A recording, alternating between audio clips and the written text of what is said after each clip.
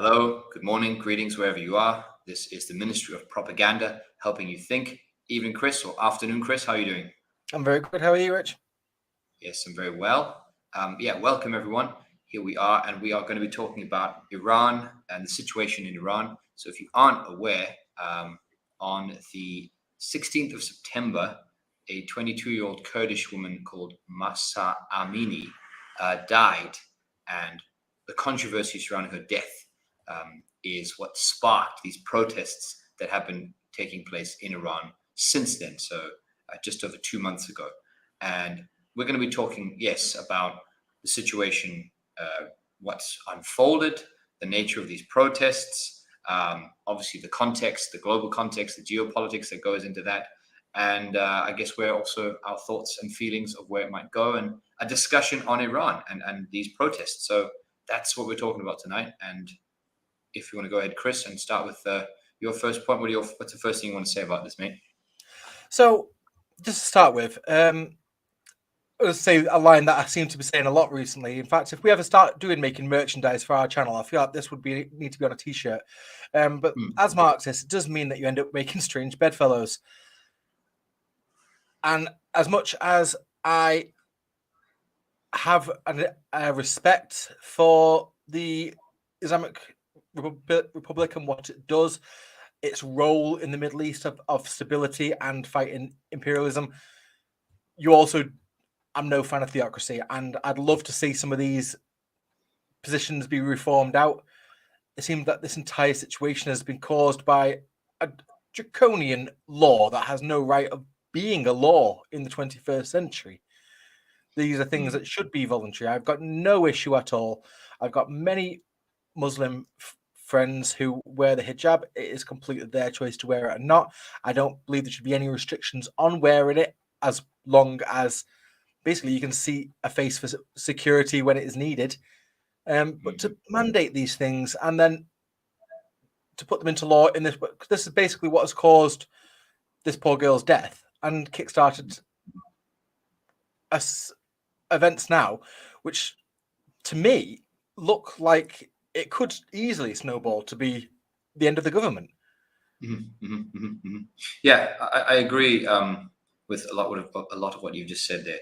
Obviously, as you said, the point about the bedfellows, absolutely. So I also am not a fan at all of theocracy and of the clergy. A state run by a clergy is one of the last things I want. And if it was my own country, we would certainly oppose a clergy in general, of course. But obviously, I'm sure we'll come back to the context of other things a bit later. But no problem with people choosing to wear whatever religious outfit or things or tradition that they have. No problem with that. But yes, forcing all women to wear a hijab like this, not exactly something that I think is an ideal for at least where I would want to live. But it does seem, like you said there, that you have different protests, you have different sort of reactions from people to different things around the world when something happens in their country. An incident, a spark, a group of people are killed by either the police, or something happens, a factory burns down. These things happen and then spark protests and spark some sort of often mass or semi-mass sort of mobilization of people around that issue.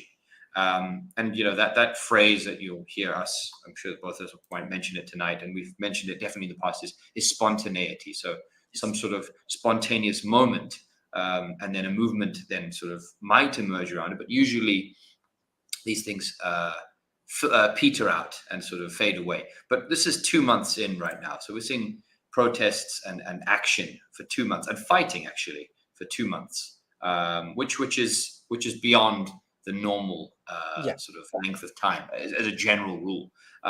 Just to give sort of some context, a very Iranian context, for the revolution of 1979. So what gave us this government now, this clergy-led government that's in Iran right now, that was more than a year of protests and clashes and sort of things happening, big political things happening, and a spark moment with a cinema burning down back then that led to more chaos. But it takes time. So revolutions, if this is going to be something bigger, do take a longer time, generally speaking. They don't necessarily happen straight away. There's a lot of economic factors. So if you watch our Bolshevik Revolution episode, we talked about the fact that you need underlying economic things, as well as a break, a mutiny perhaps from the security forces. There's a lot of things that need to happen before a government is toppled, before there's a revolution. So I'd like to also add those elements to the discussion. Yeah, exactly. And I think that what you just said there is all usually when we recite the history of revolution back, unfortunately in the small print happens to be, and also it really helps when half of the military join you as well. But unfortunately that bit's not quite as romantic as the workers doing it themselves. But generally speaking, it's when the military join you, or at least a section of the military, where things really start to change. Usually when officers order their men to shoot on protesters, and at least some of them say no, and that's when the guns start getting turned on the officers. We're not at that stage in Iran yet, I don't think. But to be honest, when you've got some of the videos coming out of some of the killings at this point look random. I'm sure there's somebody's thought behind it, but these do look like the events that lead up to the point where somebody is going to refuse to shoot someone. Yeah, I think before we go, come back to sort of the details of where we think this is going to go, and sort of more discussions about the geopolitics. I'll just give a little bit of context. So I'm not going to give you the entire history of Iran, but and Persia, but I'll give a nice Hegel quote actually. So Hegel said that Persia first arises that light which shines itself and illuminates what is around. The principle of development begins with the history of Persia. This constitutes, therefore, the beginning of history. So that's Hegel's opinion on Persia as a civilization. So this place obviously has ancient history, I think 5,000 years worth of history. But in the 20th century, you have, of course, the sort of big things to take note of course, is the Shah, this aristocracy, royal family that ruled the country for most of the 20th century. In the Second World War, Britain and the Soviet Union actually then conducted a joint invasion of Persia, which was neutral at the time, although there is an allegation that the Shah was kind of friendly to Nazi Germany, but that's an allegation. But nonetheless, Britain and the Soviet Union conducted a joint invasion of Persia in order to secure a Persian corridor so that supplies from the Lend-Lease as well as from the British Raj can come up and support the Soviets in the fight against the fascists. After the war, the king stays around, but this individual called Mossadegh is elected, and he plans to nationalize the oil in the country, which is owned at the time then by British companies. And there's a coup. So the West, stages a coup, gets rid of him. He dies in house arrest 14 years later, and the Shah comes back. And so that's just something to add to this whole sort of situation, is that the West has always been involved in Iran. So the defense that the Iranian government is stating right now is that these protests are being staged by Western actors and operators. But I'm sure we'll come back to that in a moment. I just want to just give the context as to the relationship between Iran and the West. The Shah obviously then rules the country until 1979. And as I said, the Iranian Revolution happens. He gets kicked out. And this clergy regime, the Khomeini regime, is very anti-Western, anti-American. You have the 1979 embassy crisis. And these guys then, for the next 40 years to the present, have been doing these rallies where they march and stamp on the American flags, and then also support Assad against the West, and are a thorn in the side of Western imperialism, to a large degree. So that's where you get this whole thing with the Iran deal, and you have Trump overturning the nuclear deal, and then sanctions. So that's the sort of long-winded point I'm getting to is that the sanctions have been in place since I think 2006. All sorts of sanctions, and they go back and forth with Trump and Biden and with Obama and the deal. Obviously, and all that. the stalemate between the West and Iran have been in place since basically day one of the Islamic Republic. Obviously, anybody who, even if they don't really know the details of it, most people who dabble in politics know the terms such as the Contra scandal with Iran of Reagan and hostages, him promising we did not give Iran weapons for hostages, nor will we, and then comes out, yes, we did, in fact, do that. So obviously, there's never been a good relationship between the Islamic Republic, and it was by design. Just to go back onto the hijab law that they currently have, the Shah also had a hijab law, but in the negative of it, of basically, it was seen by the public as forced westernization. A lot of people will see on these like clip shows on Facebook that'll be, oh, look how progressive Iran was. And it was like, you can't tell anything from a still photo that all these women in Western style clothes. It's like a lot of this was basically government mandated and people rejected it. When the reason that the clerics came on top of this revolution was because their message was of Islamic traditionalism. It was seen through a political lens. The idea of women taking back the hijab and wearing it in the face of forced westernization, that was seen as a political act. Unfortunately, that has worn thin or been forgotten about to the modern youth of Iran who don't share that history or experience with their mothers and grandmothers who took part in these protests way back when. Interesting. I didn't know that the Shah had mandated it. I mean, obviously, this reminds me of the story, which related, but not necessarily Iranian, but where the French have been forcing people to stop wearing the hijab in France now, because of course they see themselves as secular. But you're ending up with stories of French policemen telling women to take their clothes off, essentially, which is obviously bizarre and also ridiculous. So yeah, I didn't know that about the hijab story with the Shah. So yeah, the Shah was very Western, Western. Yeah. Okay. So it does have political roots in it, but like I say, it's like a lot of these things. They unless they're repeated, the reasoning for them loses. It's like the majority of things that tradition holds comes from a practical reason or a political reason anyway. Obviously, if you look at why hijabs were worn in the Middle East in the first place, it's obviously because you're in an area that literally bleaches your hair and cracks your skin. So covering up does make sense. But for the Iranians at that time, it was a political act. And this is what sort of worries me going forward, that the people in power are of a certain generation that it just doesn't seem to have been communicated to the younger generations why things are the way they are. And they just seem arbitrary. I mean, I think that a good indicator of where people are in relation to the government. So there are obviously widespread protests, but the general, a good indicator of the support that the Iranian government still might have will be when they have their parade. I think it's in February. This famous like marches where we've seen for decades, the Death to America protests and they march on the flag.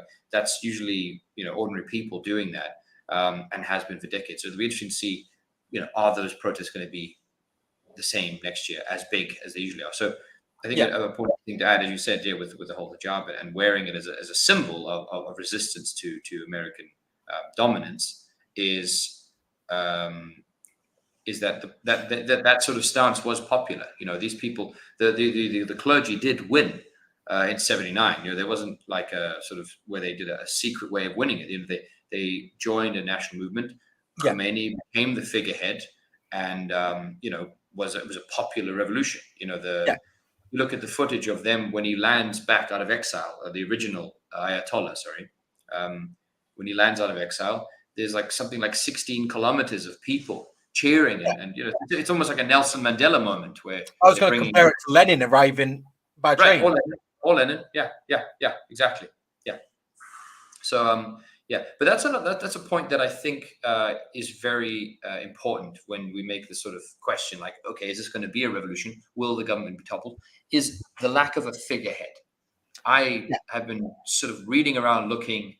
I'm sure there are names being put out there, but none of them seem to have any, widespread backing yet. I mean, No. there was one mention of the Shah's son as being a potential person, but there's not been a single poster and if there was, the West would seize upon it. Western media would be all over that if there Yeah. had been a name mentioned. I think a lot of these names, if we were to know them, wouldn't mean very much to us. Now, I know that with Iran, there's a news channel that the name escapes me, but it's one of the biggest news channels for Iranians outside of Iran. So a lot of these will be people who left during the revolution, people loyal to and their offspring, and a lot of this channel is dedicated to nostalgia footage of the old regime. So a lot of their supporters, like this, these are the same as the Russians outside of Russia who held dear to the Romanovs. It's their private community dream fantasy. It's never going to happen. I can't.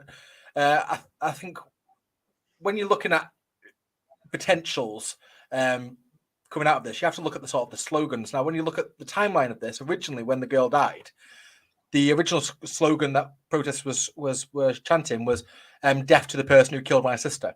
So it was very much aimed at that point against the police. Yeah. Quite personally, even maybe against the individuals, and then against the law, then calls for reform. But then you hear the chants of death to Khamenei, death to the clerics, and videos pop up, and they're the ones that our media are running with. And so it's hard to tell. Are you just showing us footage of some guy slapping a mullah and telling us that this is the general consensus? And it's like, well, this has been very much cherry picked from our side. And just to compare it to something else that's happened that's not Iran related, the protests against COVID lockdown that are currently happening in China, that are started outside of an Apple iPhone factory, that are literally against the COVID protest. But somebody held up a sign saying Xi Jinping resign. So of course that's the guy that the BBC are going to film to make it look to us, the outsiders, like this is what it's about. And that's what is very difficult to determine in Iran. How much of this is against a particular rule that doesn't really even seem popular amongst adult males in Iran. The majority of people when polled in Iran don't favour the extremes of this modesty law, but are in favour still of the Islamic Republic. So it's hard to separate those two of Right. Yeah, definitely. That's an excellent point. And I mean, I wasn't actually going to mention the China protests which have happened in the last 48 hours, but your point is excellent, because I also saw that same thing where death to Xi Jinping, step down Xi Jinping, step down a party, basically, GPC. And that was one protest, and it was one slogan cheered at one moment for like probably a few minutes, maybe not, maybe even longer. But the point is that there were a number of protests in different cities. You had ones in Beijing, ones in Shanghai, some in Urumqi, or whatever. But that one was always like center, front and center. This is what people are discussing. So this is the problem with Western media, is that you can see that they have the agenda of straight away, oh, look, these people are demanding a change to the entire system. Meanwhile, actually, they're protesting against the specific thing of COVID measures. One guy, hopped on and said this one slogan. Now, all of a sudden, that is the centerfold. So this is where crafting of a narrative and crafting of what the protests are being seen as by Westerners and international sort of audiences is a problem for, there's an agenda. This is where the agenda comes in. So we know that's happening with Chinese stuff. So it's definitely happening with Iranian stuff too. So, and this is the problem, is that obviously they don't speak English. the majority of the people in Iran. So when we do read our media, we have to sort of get it through this filter of the international outlets, which have an agenda. There's a lot of trust to put in someone else's translator. Exactly, yeah. And then there's the agenda too. So you have to, just the pure mistranslation, and then also the agenda too, which there is. When to pay for a big newspaper like that, you have to have an agenda. Yeah, that's it. So, yeah. And their agenda is so blatant at this point. Just to sort of gauge the sort of American mainstream agenda as a instead of watching hours and hours on CNN, I tend to watch like the late night comedy shows, such as like Stephen Colbert, because I find it gives you a really good vertical slice of what their propaganda agenda and the message is. And one of his lines that he said was that the world needs to be ready to accept the new Iranian government as friends. When he comes in, I was like, it feels like this was written weeks ago for you to say in about a month, and you couldn't wait. Like the salivating at the mouth about regime change. Yeah. And that's what it is all about. And that's the bit that scares me, because with the sort of political age difference in Iran of these young people who just don't seem to have the same anti-imperialist zeal as, unfortunately, the conservative older generation. Mm-hmm. So, by all means, replace your government with one that's not a theocracy. Mm-hmm. Yeah. But you are the most important anti-imperialist piece of the puzzle in the Middle East. Countries like Syria would have collapsed a long time ago if it wasn't for the support of the anti-imperialist bloc as it currently stands defending it. And that's what America are hoping to lose. It's another domino falling, isn't it? If they do. Yeah. I mean, from that geopolitical sort of side, if you think of the Ukraine conflict as the Western theater of operations, where imperialism is trying to bang the sort of Eurasian alliance from that Western door, and if you think of the Taiwan question as the Eastern theater and that banging that door, this is the Southern theater, or the Southeastern theater of that sort of grand strategy to break up any Eurasian alliance, and anti-imperialist alliance as well. But yeah, you're right. Sort of Syria, Yemen, all of these places. I mean, Lebanon too, all would have been flattened. I mean, and also the fight against ISIS. It's the Iranian forces and the Syrian forces and the Russian forces which did, and to a certain degree the Kurds too. But yeah, so I just wanted to mention something regarding you said. 1 second, let me just check. You stirred a thought there for me in terms of. It was about this sort of the actual the sort of nature of the clashes too. So initially, whenever these things happen, the people are always just called protesters. Okay, and fine, they are protesting. They are protesters. But there is a point, and we have reached that point already in this situation with Iran, where as soon as a security person, officer, soldier dies, you then have to start saying, well, okay, there are protesters, but there's also other actors. There's all us other things going on. So it's not as clear cut in that sense, and particularly if you have 10 or 20 or 50 security forces die, you are talking about then clashes. This is violence. It's not protest. It's violence. This stuff particularly when people talk about the Tiananmen Square stuff, in 1989 in China, they always just say protesters. They killed protesters. It was like, well, you're also ignoring the fact that they set fire and burnt soldiers, and they were burning vehicles and killing people, stringing them up. So it's no longer just protest when you have acts of violence like that. But yeah, I'm not denying that there are still protests. I think the majority of them are still protesting and protesters. But yeah, I mean, just to give the statistic on that one. So again, we do have to sort of worry about where you get these numbers from. But according to something called IranInternational.com, which I think is probably one of those organizations that's outside of Iran and set up by what do you call them, exiles. But the numbers are from the US-based human rights activist news agency. They say 402. But bear in mind that this is wrong. This is from, well, not wrong. It's just very old. This is actually, no, it's not wrong. It's from November 19th. So this is 10 days ago. 402 people. They say, but also 16,000 arrested. I think there's an interesting one here, though, is that the Iranian parliament said something which I think they might regret, because it's just a poor, it's not good for imagery for them, is that they were discussing, and I think they passed legislation saying that they should execute all the people that were in jail, all the arrested protesters, which, when it's 16,000, that's a pretty, that's a big number. And it's a difficult thing to walk back from. I mean, if you do an execution like that, you are essentially declaring, you're crushing, you will crush the movement, of course, but that's a lot of enemies to make. That's a lot of discontent to brew. And that really then puts that section, whoever supported those protesters, that section against, you've made permanent enemies there, and quite a big chunk of the population.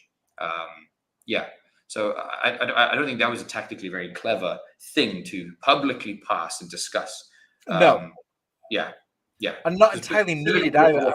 Iran already have laws that carry the death penalty, such as spreading propaganda against the state, which I would imagine that it would be quite easy to argue that these protests are that. So they didn't need to be passing more laws that, like you said, just look bad from a PR standpoint. And also, particularly if they want to walk back and sort of, and sort of hear these sort of demands, and sort of perhaps then consider what they can do in sort of adjusting and changing their laws and maybe relaxing certain things. It would be good if you can walk back, but it's quite difficult to walk back and not embarrass yourself when you have a discussion in Parliament that has that result. Exactly. Yeah. So, So the other thing that I want to talk about, you just sort of mentioned it with the Kurds. So the Kurdish region of Iran, obviously, is quite sort of nationally sort of stifled. They're entered into a unity sort of government with the Iranians, but the Kurds are the most politically active area. So when you talk about certain groups in it, that obviously a lot of our viewers will be interested to sort of have the big question of what are the communists doing during all this. And obviously from an international perspective, as international communists, I find what they are doing to be counterproductive and extremely disappointing, to be honest. And a lot of it seems to be baked into the actual party. So there's two main communist parties in Iran. One is the Communist Party of Iran, one's the Tudeh Party.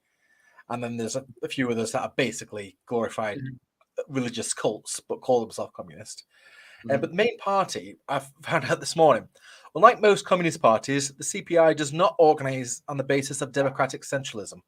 The party is decentralized and its cadres can generally act autonomously. That sounds absolutely terrifying. Because obviously, as anyone knows who has spent any progressive prolonged period of time with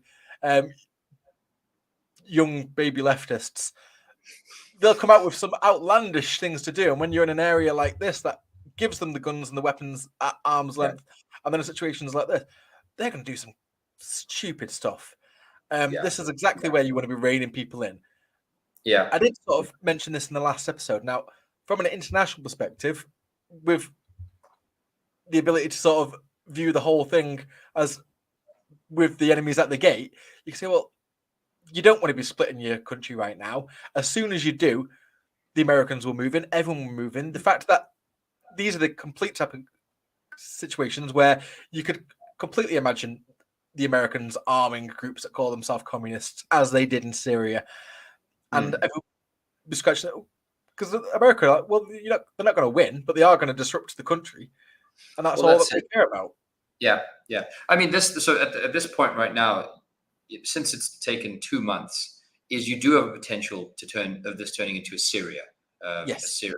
But this would be far worse. I mean, it's a much bigger country, bigger population. So if you consider like all of the chaos that happened as a result of the Syrian civil war, which was funded and backed, many of the factions by the West, by NATO forces, by the French and whatnot. All of those discussions about migrants coming over in boats to Europe and all the destabilization that occurred there, and then imagine that with Iran. Iran is a much bigger country. It would be an absolute disaster. So Exactly. I think this is the key point to this, is that even though I am no fan of theocracy, you don't want to give an inch to allow American imperialism or any other sort of imperialist nation to then use this discontent to further their aims and to undermine this sovereign state, and create puppets again, create another Shah, create another Afghan government, create another puppet, the puppet regime. And you have to remember as well, like I've said this a few times, but I always call Iran one of the most stable countries in the Middle East. But a lot of people won't even realize that they're under constant attack. Israel carry out some of the most sophisticated James Bond level assassinations that you didn't even think, like a scientist who was basically murdered with an automated machine gun that came out of a car. The police came and there was just the machine gun at the car. That's like the end of Breaking Bad, sort of. And then just the lazy sort of drone strikes, which take no imagination, but constant killing of Iranian scientists by Iran, and with impunity. The West don't even half the time think that it's even newsworthy. They're allowed to do this. So the idea that Iran can sort of bounce back by this, or that their security isn't that important, is absolutely insane. That this is such a fragile time for them. And obviously the West's, like I said, making up numbers of the support that this has, or the support for this being regime change.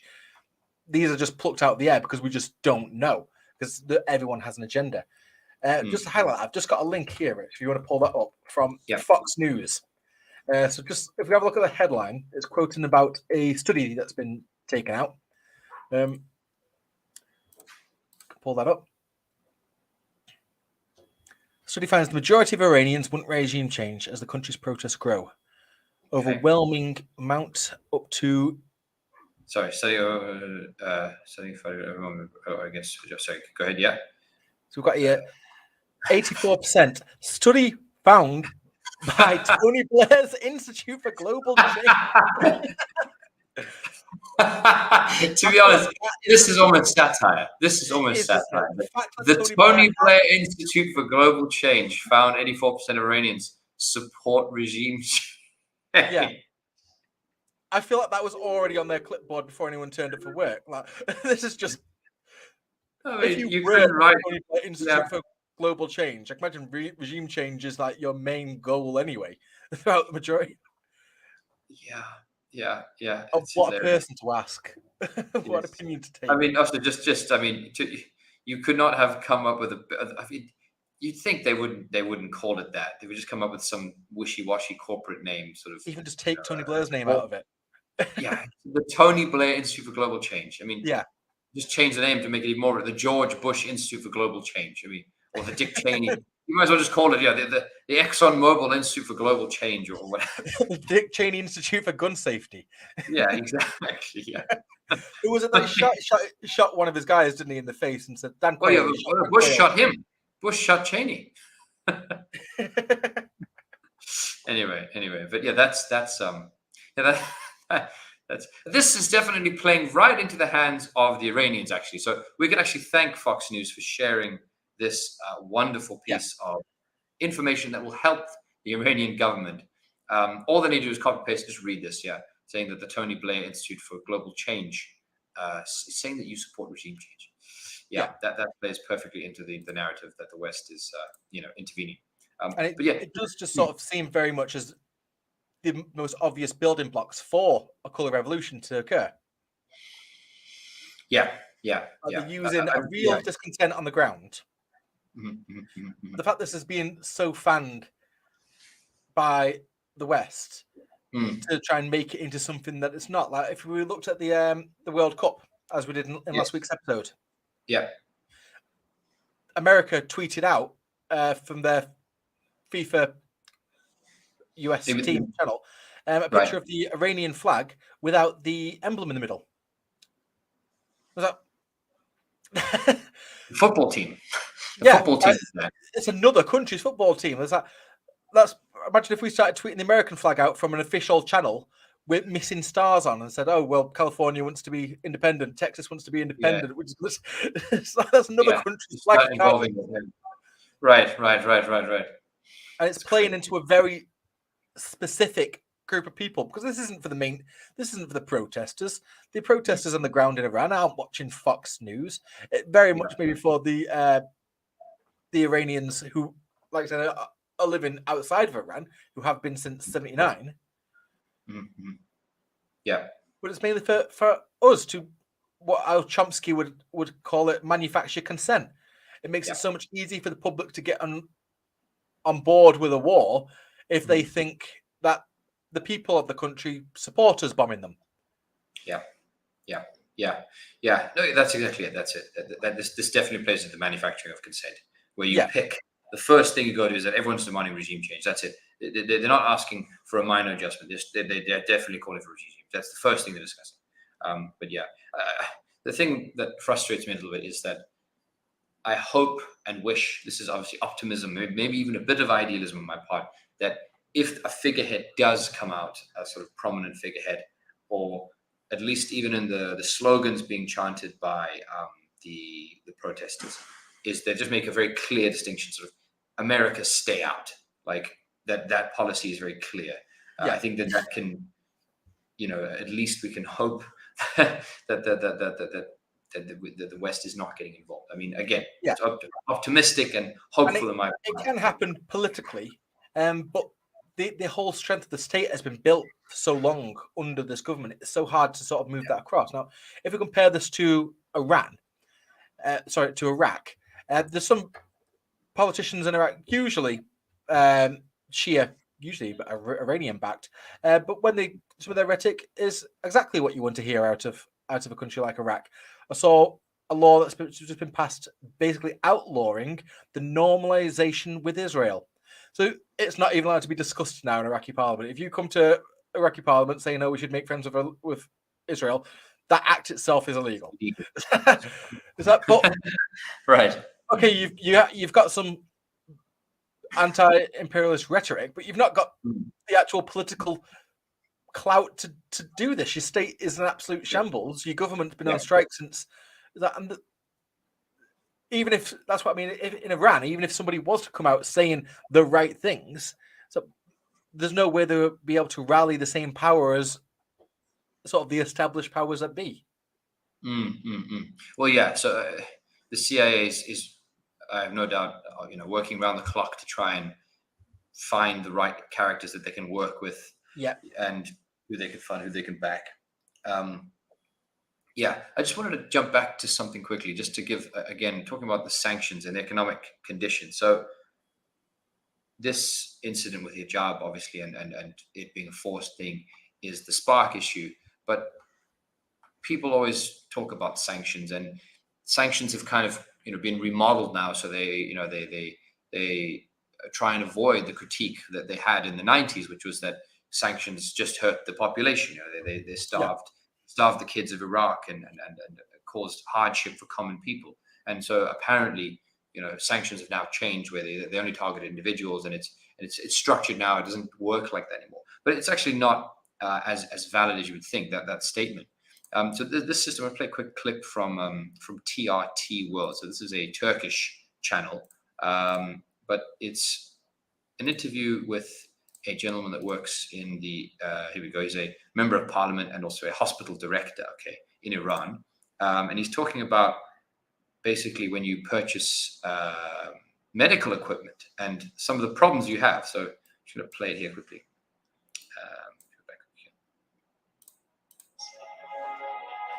Buying them from overseas is at best expensive and at worst impossible. Although they say that sanction is not focused to the medical equipment and drugs, but when transaction is impossible and we cannot pay the money that we have to buy our instruments and to buy our medication, so it affects our activity. American sanctions target any firm or country dealing with Iran. A very effective indirect punishment. I was visiting Italy, and I have a visit with a lady who is chairwoman of the medical division of Senate, and she want to help me to solve the problem. She called to many managers of many banks in Italy that why they do not accept transact between Iran and medical and pharmacologic factory. They say that we want to be in safe side. When we have a deal with Iran, even for pharmacy, the CIA, they said CIA, and the USA look on us with more suspiciousness. So there you go. That shows you the real reality of sanctions, at least just on the medical stuff, never mind food or other things, and the economics and business and all that kind of stuff, just on medicine. And he later goes on to explain some of the, well, not him, but one of the doctors shows you, sort of he opens his fridge and he shows you some of the medicine that he has now, but is almost impossible to get, extremely expensive or almost impossible to get. And one of them is just like a pill that is for pregnant women that helps with clots or something like that. And it's to stop miscarriages. And that's the kind of stuff that is not being sent, because any company, as you said, that trades with them is then looked on with suspicion, or looked on less favorably. And what does that mean? That means these sanctions are, causing babies to die unnecessarily. And that's then what you have to remember when you think about sanctions, is that it's creating this condition of unnecessary hardship, businesses failing, babies dying, people, grandparents dying, people dying from things that they shouldn't have to die from because of machinery not being there or medicine not being there. And then, that tension and that frustration is then added. And if that goes on for years, decades, eventually people, obviously some of them will remember, okay, well, it's because of the Americans, but frustration is frustration. And eventually you have another spark moment like this hijab incident. And then all of a sudden you do have people saying, okay, well, let's go out and burn everything and smash it all up. And maybe we should get rid of the government. So you do have to kind of then remember that whenever you have a protest movement in a country of sanctions. And this is obviously very obvious for like a country like Cuba. Like, as soon as the sanctions happen, it's like, well, yeah, they're protesting because of food lines, or whatever, but they're under sanctions. So it's artificial. It's an American. That food line is because of America, not because of Cuba. Yeah. Yeah. I think this is the difference between sort of having a population that's politically educated, where Iran clearly doesn't in that sense. A lot of Iranian youth, despite the government they have, do sort of just seem quite sort of similar to the the youth in the West, and quite usually politically apathetic.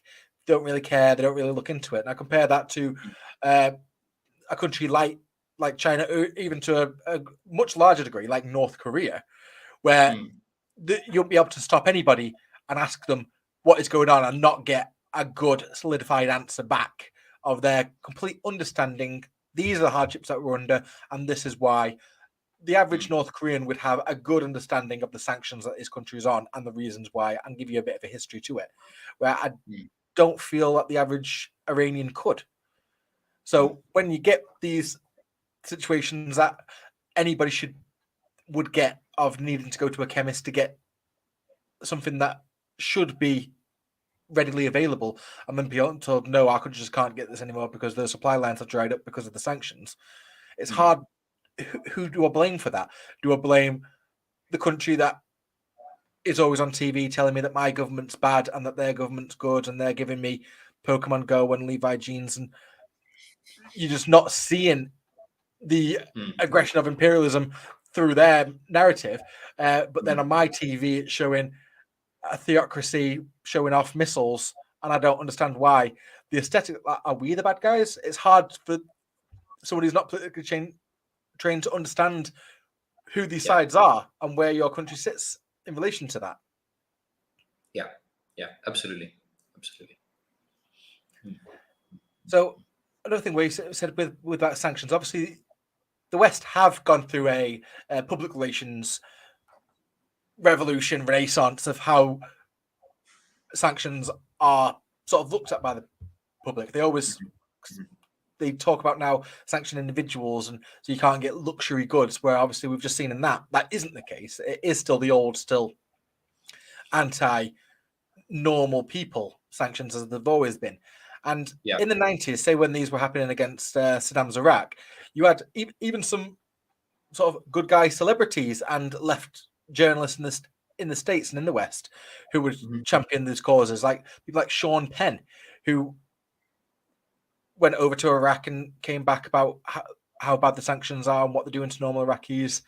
I don't know if you remember, they took the piss out of him in the Team America movie where I went over to Iraq and everyone was dancing with happy smiles and rainbows. And now he's run off to go and shake hands with Zelensky and promising him drones. You had journalists like Amy Goodman, Democracy Now!, who there was always speaking sort of truth to power and speaking against from anti-imperialist standpoints. And they've, again, just been completely co-opted, in my opinion, since the Arab Spring. Yeah.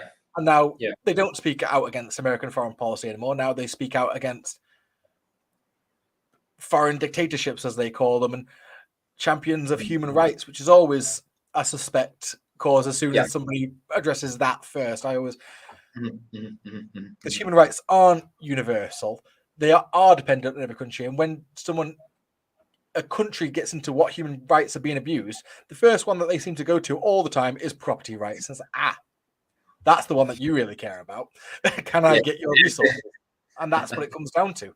Because it's humanitarian imperialism. The idea of using a humanitarian crisis or any sort of good guy act to mask quite a sinister undertone of what you're actually doing, which is what this all seems to be about. Right. The other thing I think we've also forgotten to mention is that in sort of the last sort of few years, things like the killing of Soleimani. I mean, the West assassinated the head of their military and killed scientists. I mean, obviously this was Israel killing nuclear scientists. So they are under siege. It is a country under siege. Completely. If you start piecing the pieces together, you go, well, okay, economic sanctions for this many years, regular assassinations of important people, including the head of the army, and arguably, apparently, from what I recall, he was like seen as the sort of second most popular person in the country, or most important person in the country, and also then going out, and he was the guy commanding the troops that were fighting ISIS and fighting, Saudi Arabia and taking part in helping Syria.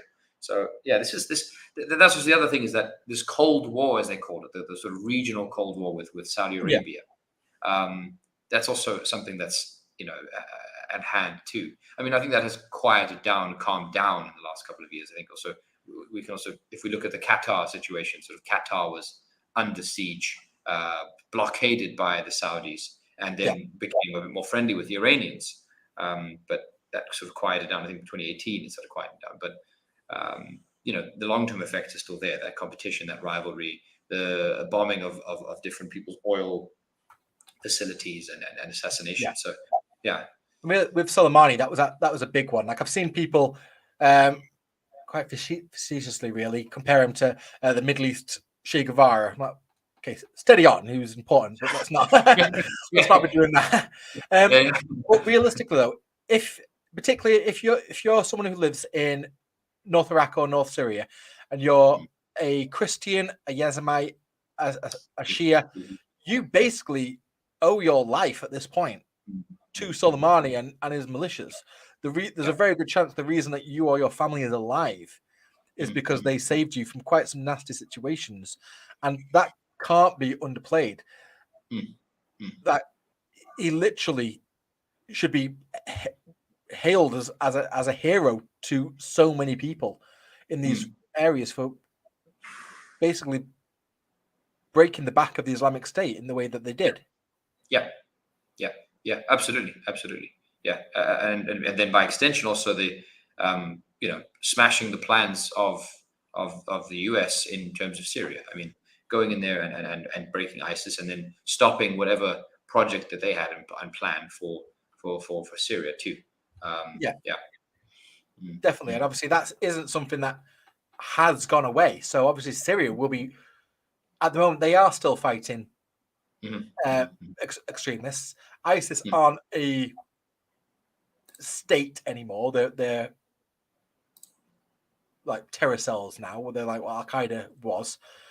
mm, But obviously Turkey have just launched a ground invasion of Syria. Russia are, for all intents and purposes, preoccupied at the moment. mhm, Like mm. the Syrian state have to be worrying. Like if something happens now between them and Turkey, all my friends are tied up. Yeah, yeah.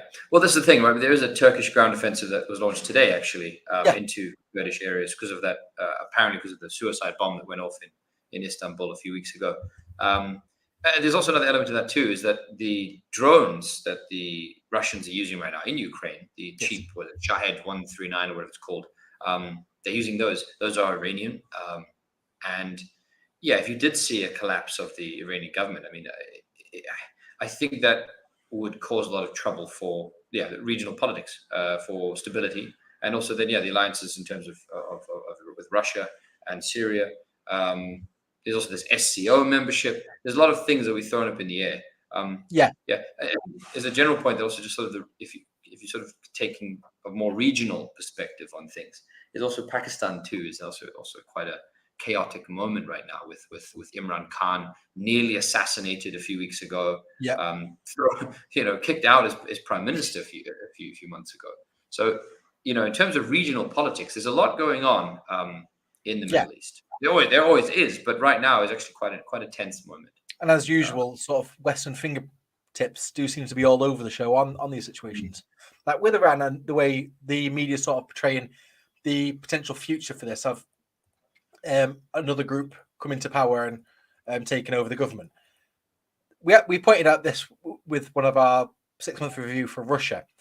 Like what America keeps saying, is there going to be a palace coup in Moscow? America seems to always think in their head that everybody around them is better. So like, Putin has some bad guys around him as well. It's like if you think that he's going to get cooed by someone and someone's going to replace him, what makes these people think that whoever's going to replace him is going to be better to the West than they are? And right. I can imagine the same in the Iranian government, that the government, the president who's currently in power in Iran at the moment, he's not from the hardliners. He's not even considered a hardliner. I think he was running against one of the people who wanted to come back this time was Ahmadinejad. I absolutely slaughtered that, but who was considered from the hardline faction. And like, if things collapse here, that doesn't mean that things are necessarily going to get better. And you've got so many different political groups there, and it's so well armed. You have no idea what's going to come out of it after a prolonged period of chaos and infighting. Yeah. Well, I think I haven't read a poll to confirm this, but I think if you asked certainly the people of the Middle East whether they would choose Saddam to come back or choose the chaos, 20 years of chaos that followed his removal, I think they would happily pick Saddam. I don't know, at least my guess would be that. And I think maybe even the West might pick that because it ultimately a disaster for them too. When they are being honest, you do get that even amongst military Western generals who admit that.